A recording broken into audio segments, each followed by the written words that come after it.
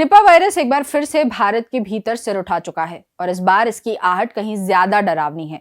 19 साल की खामोशी तोड़ते हुए पश्चिम बंगाल में इसके ताजा मामले सामने आए हैं, जहां 2 नर्सों के संक्रमित होने की पुष्टि ने पूरे देश के स्वास्थ्य तंत्र की नींद उड़ा दी है। ये कोई आम संक्रमण नहीं, बल्कि ऐसा जानलेवा वायरस है जिसकी चपेट में आने वालों में से आधे से ज्यादा लोग जिंदा नहीं बच पाते। सबसे खतरनाक बात यह है कि अब तक ये साफ नहीं हो पाया है कि संक्रमण आया कहां से, यानी खतरा अभी भी अदृश्य है और कभी भी किसी नए इलाके में फूट पड़ सकता है। यही वजह है कि ये खबर सिर्फ बंगाल तक सीमित नहीं, बल्कि पूरे भारत के लिए एक सख्त और डरावनी चेतावनी बन चुकी है। ITSA Hospital, on a mission towards a healthy world. Our 350-bed hospital with 3 dedicated wings, multi-specialty, pediatrics और wellness. यहाँ मिलता है world class treatment, health care, hospitality और हार्मनी का परफेक्ट ब्लेंड और सेंट्रल इंडिया का सबसे बड़ा पीडियाट्रिक हॉस्पिटल। गेट और हैंड ट्रेनिंग के लिए cutting edge robotic physiotherapy and rehab. We are here to change the way you feel about hospitals. ITSA hospital near Ambuja mall, Raipur.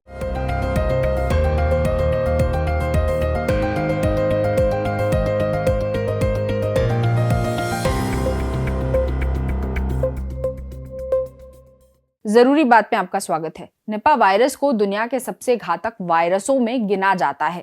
इसकी मृत्यु दर 40 से 75% तक बताई जाती है, जो अपने आप में रोंगटे खड़े करने वाला आंकड़ा है। ये वायरस सीधे इंसान के दिमाग पर हमला करता है। तेज बुखार, सिरदर्द, उल्टी, सांस लेने में तकलीफ, भ्रम की स्थिति और अचानक बेहोशी इसके शुरुआती संकेत हो सकते हैं। कई मामलों में मरीज कुछ ही दिनों में कोमा में चले जाता है और फिर मौत हो जाती है। सबसे बड़ी समस्या ये है कि आज तक निपा के लिए कोई पक्का इलाज या वैक्सीन मौजूद नहीं है। डॉक्टर सिर्फ मरीज को सहारा देने वाला इलाज कर पाते हैं, यानी एक बार संक्रमण हुआ तो जिंदगी और मौत के बीच की लड़ाई बेहद कठिन हो जाती है। पश्चिम बंगाल में सामने आया ताजा मामला इसलिए और डराता है क्योंकि संक्रमण का रास्ता अब तक साफ नहीं हो पाया है। जांच एजेंसियां 2 संभावनाओं को लेकर जूझ रही हैं। पहली आशंका यह है कि एक संक्रमित नर्स दिसंबर में नादिया जिले के कृष्णागंज इलाके में एक सामाजिक कार्यक्रम में गई थी, जो बांग्लादेश सीमा से महज कुछ किलोमीटर दूर है। ये वही इलाका है जिसके आसपास के बांग्लादेशी जिलों में पिछले 20 वर्षों से निपा बार बार सिर उठाता रहा है। आशंका है कि वहां उसने कच्चा खजूर का रस या ऐसा कोई खाद्य पदार्थ लिया हो जिसे चमगादड़ों ने संक्रमित किया हो। दूसरी आशंका यह है कि दोनों नर्सों ने एक बुजुर्ग महिला का इलाज किया था, जिसकी बाद में गंभीर सांस की बीमारी से मौत हो गई। उस महिला की निपा जांच नहीं हुई थी, लेकिन उसके लक्षण इस वायरस से मेल खाते बताए जा रहे हैं। यहीं से निपा की असली भयावहता सामने आती है। ये वायरस सीधे जंगलों और इंसानी जीवन के बीच की दीवार तोड़ देता है। फल खाने वाले चमगादड़ इसके प्राकृतिक वाहक हैं। सर्दियों के मौसम में जब खजूर के पेड़ों से रस निकाला जाता है, तब चमगादड़ उस रस पर बैठते हैं और अपने थूक, पेशाब या मल से उसे दूषित कर देते हैं। इंसान जब बिना उबाले या बिना जांचे ऐसा रस पीता है तो वायरस सीधे शरीर में दाखिल हो जाता है। कई बार संक्रमित व्यक्ति के बेहद नजदीकी संपर्क से भी ये बीमारी फैल सकती है, खासकर अस्पतालों में जहां डॉक्टर और नर्सें सबसे ज्यादा खतरे में रहते हैं। अभी राहत की बात यह है कि संक्रमण 2 लोगों तक ही सीमित है। करीब 150 लोगों को चिन्हित कर निगरानी में रखा गया है और अब तक सभी की रिपोर्ट नेगेटिव आई है। लेकिन विशेषज्ञ साफ कह रहे हैं कि निपा को कभी भी काबू में मान लेना सबसे बड़ी भूल होगी। इतिहास बताता है कि केरल और बांग्लादेश में निपा के छोटे छोटे मामले भी देखते ही देखते जानलेवा संकट में बदल गए थे। यह वायरस धीरे चलता है, चुपचाप फैलता है और जब पकड़ में आता है तब तक बहुत देर हो चुकी होती है। अब अगर छत्तीसगढ़ की बात करें तो खतरे की तस्वीर और साफ हो जाती है।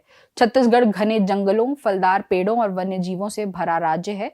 यहाँ चमगादड़ों की आबादी भी कम नहीं है। ग्रामीण और आदिवासी इलाकों में लोग अक्सर जंगल से गिरे फल उठा लेते हैं, खुले में रखे रस या खाने की चीजें बिना सोचे समझे इस्तेमाल कर लेते हैं।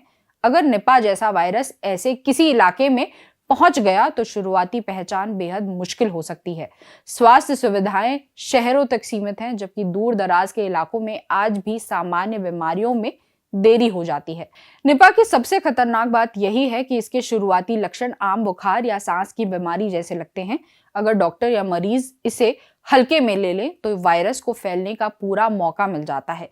छत्तीसगढ़ जैसे राज्यों में जहां लोग पहले से ही इलाज में देर कर देते हैं, वहां ये वायरस साइलेंट किलर साबित हो सकता है। इसलिए ये जरूरी है कि बिना किसी मामले के सामने आए ही सतर्कता बढ़ा दी जाए।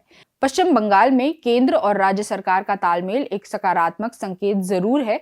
विशेषज्ञ टीमों की तैनाती, अस्पतालों को दिशा निर्देश और लगातार निगरानी ये दिखाती है कि सिस्टम चौकन्ना है। लेकिन निपा जैसी बीमारी में सरकारी कदम तभी असरदार होते हैं जब आम लोग भी गंभीरता समझें। अगर लोग इसे दूर की खबर मानकर अनदेखा करेंगे तो खतरा और बढ़ेगा।